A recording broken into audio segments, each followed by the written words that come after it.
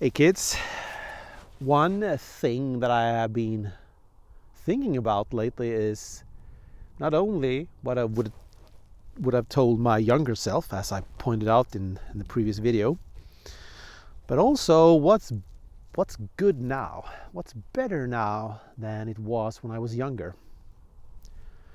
And I don't think I have a really odd and unusual answer here. I think it is similar to what a lot of people experience. As you grow older, you become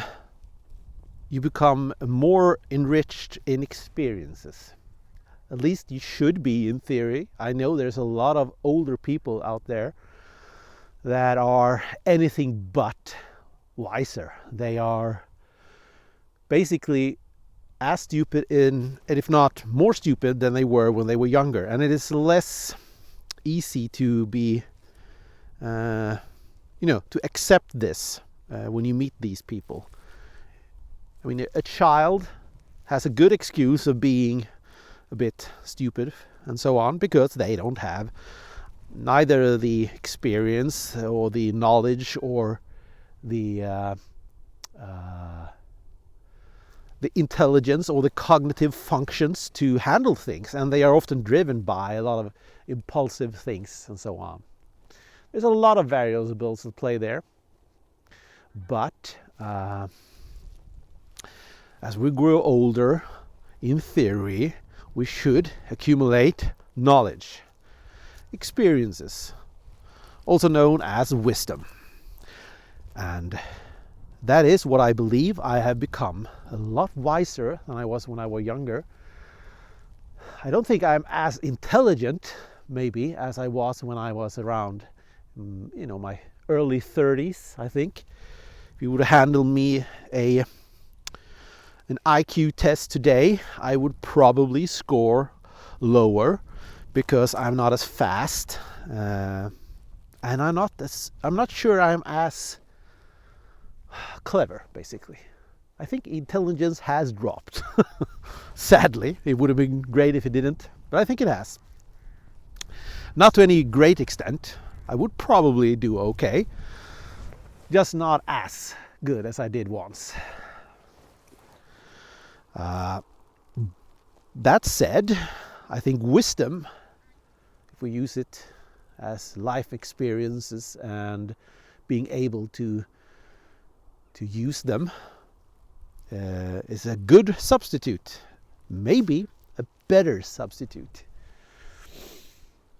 In many cases, at least. I wouldn't change wisdom, what I perceive as wisdom in my own case. I wouldn't change it for more IQ. I wouldn't. Because I don't think IQ gives you happiness or anything of the sort. So, that is one thing that I can say, that in theory, as you grow older, you should become more wiser. If anything in your life has gone as it should, that's how it should be, at least. I also feel less worried than I were when I was younger. And with less, I still mean that I'm quite prone to be very worried about things, just not as worried as I used to be. I tend to be able to actually finally use wisdom, that variable, to calm myself and my very nature of being a very prone person to worry about things. I think that is simply a fact. I think I also wonder if there is some cognitive change going on when there are less emotional stuff flowing through the system. That's hard for me to actually analyze because of my borderline. I struggle with emotions all the time, but I think I am less emotional, actually. At least it feels that way. I can't really measure it, but it feels that way. I think it's there. Yeah, so not worrying as much. Finally, all those kind of talks you have with yourself and with other people that say, oh, don't worry, everything will be okay. Finally, some of them have settled. I always struggled a lot when I was younger with the idea of speaking in front of people. I still do, but not to the extent I did in the past.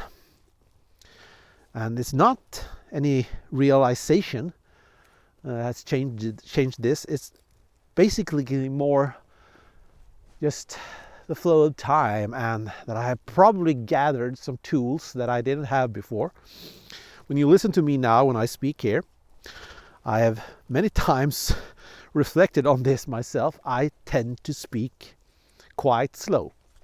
I do this for two reasons. The first one is English is not my primary language, and it is a lot easier to speak in a language you don't know if you just slow down the tempo and allow yourself to think. And by doing so, I will also in general just be better at speaking and phrasing and talking, even if it was my own language. I've noticed this and practiced it in school when we have presented things. And that's experience coming in. That's new knowledge that I think a lot of people will benefit of understanding in a more intuitive way, that just speak slower and presenting things in front of people becomes a lot easier. You try to rush through it, things will go a lot worse, at least for me and for a lot of other people, because you lose track and you get stressed by this and 1,000 more things, silly things. I'm also less worried about how I'm perceived. That is an age thing, I think. I give a lot more zero fucks about how people perceive me than I did when I was young. I'm still quite self-conscious about how I look and so on, and if I'm standing in a silly way and so on. I tend to be a lot more self-conscious than I wish I were. I wish I was just, oblivious about this. That would have been so great, but I'm not. So, caring less. That is also one of the things that is absolutely coming relevant as I have aged, for sure. And it's a good thing. I think it can be a bad thing in some cases, because it can make you become more cynical, maybe. Less caring. I think those things can happen in some people as they grow older. That's not a good thing. That's not a good thing at all. When I talk about not wanting emotions to control me and so on, I still acknowledge very much that good emotions exist and they are necessary for a healthy person and a healthy society, for sure. There's no question about that. I also reflected on a lot of things as I grow older when it comes to things that are probably at risk of happening. There's this saying that as you grow older, you tend to become more conservative. And I constantly reflect on this. I start to wonder sometimes, am I thinking this because I'm old and don't understand something that the youth likes? Have I lost my touch and my connection to youth? I think it's very healthy that a lot of my classmates are around the age 25 to 30. I think that's very good for me. It's good for everyone to hang around with people younger than their own age. You benefit from it just as the young people benefit from hanging around with older people. I think it's a mutual benefit that is lost sometimes in society and in a lot of workplaces where people are more homogeneous in their age, and that's just bad. I think a lot of young people tend to create workplaces where everyone is young. It's a common theme in IT that a lot of workplaces want young people, because for various reasons they have decided that having an older person is not good for, well, if we look at some of the variables, it has to do with young people sometimes think that old people are not in touch with the latest trends and the latest technology and so on, which is absolutely dumb. I know a hell of a lot more about these things than most people that are younger than me I met. So I've always been a geek, a computer geek, and that doesn't change. I still want to know all there is about how these things work. But I think a lot of young people just assume that older people don't know anything. And I just want you to see this image in front of you of Elrond speaking to Gandalf. I was there 3,000 years ago. I was there when internet came about. I was there when the first home computers came about. I was there when the cell phones and smartphones became a thing. I was there, and I was there also in development of things around them, programming, all kinds of things. I know my tech shit, okay? I know it a lot better than my teenage daughter, who is not as suave with the tech as she thinks she is, but she often asks me help of fixing things, so there's that.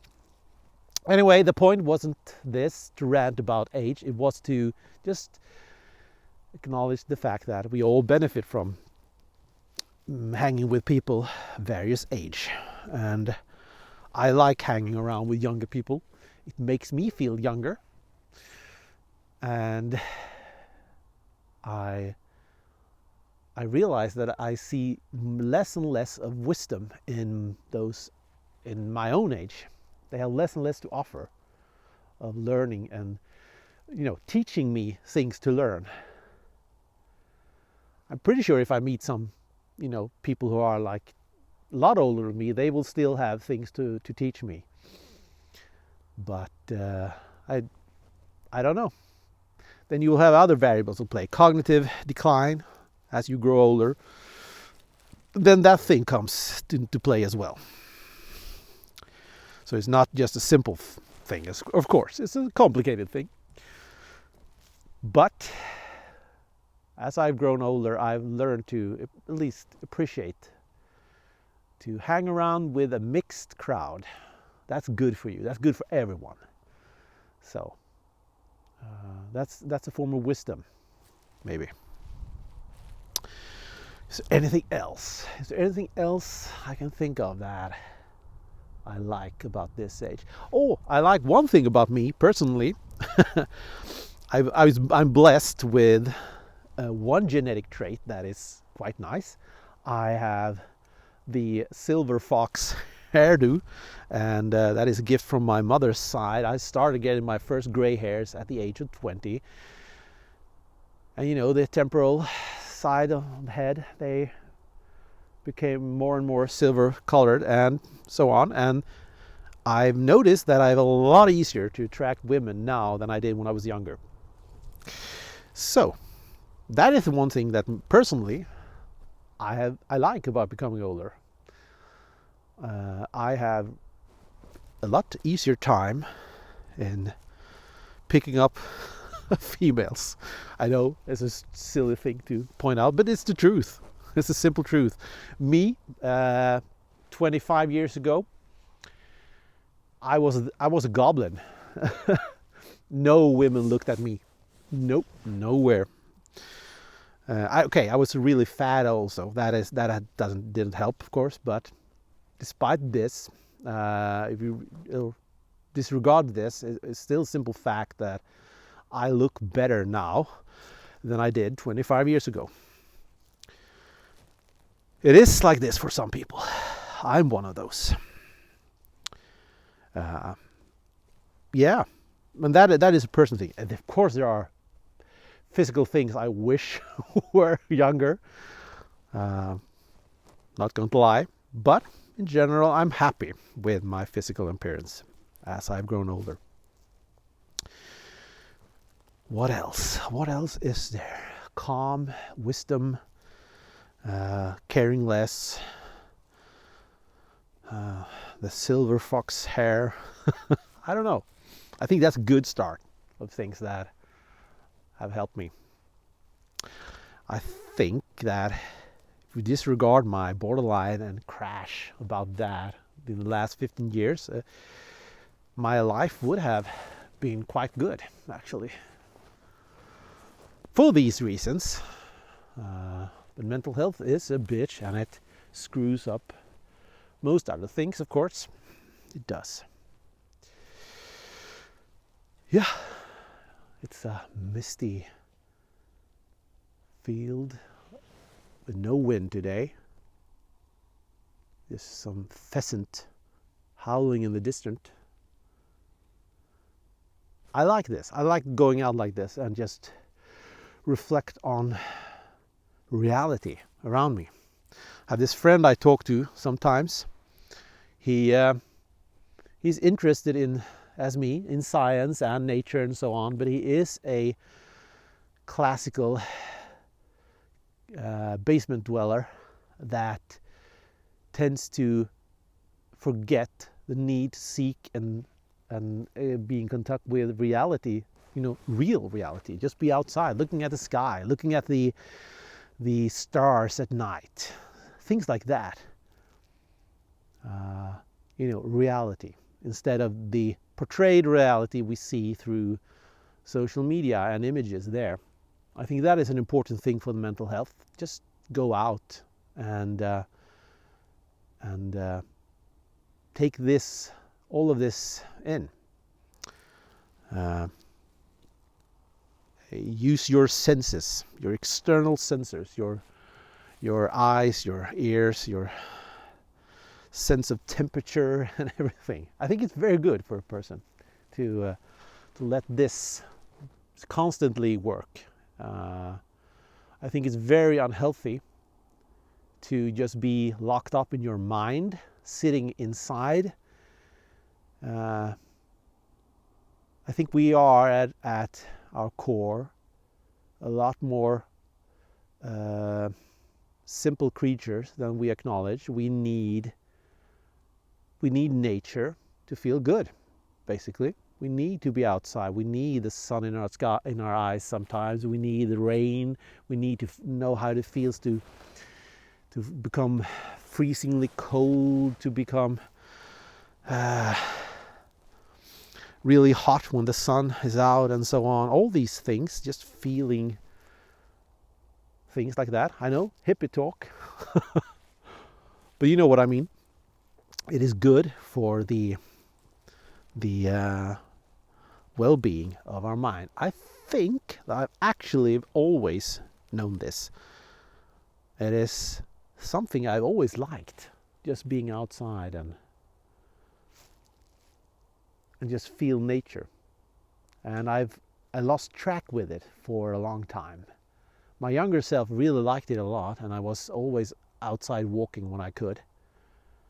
But then came adulthood, from basically the age of 20 to the age of 40, I would say, where I lost this, basically. And I became much more trapped in my own mind and my head and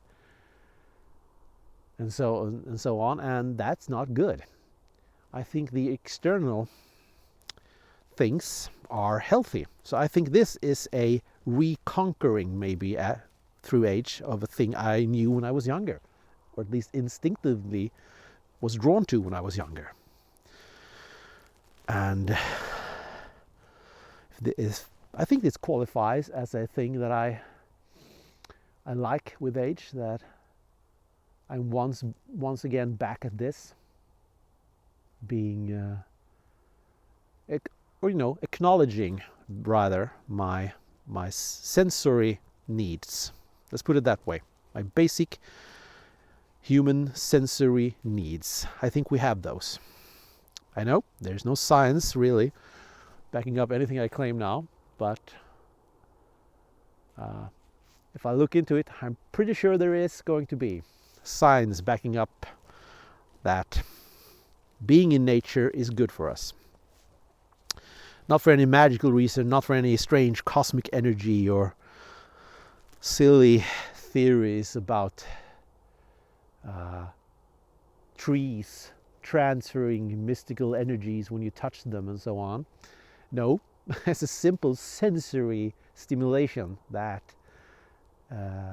is very good for us, because that is how we are evolved throughout many millions of years. And if we lose our touch and our connection with this, our primitive needs, then we are asking for problems with our health, our mental health, our physical health, our all health, basically.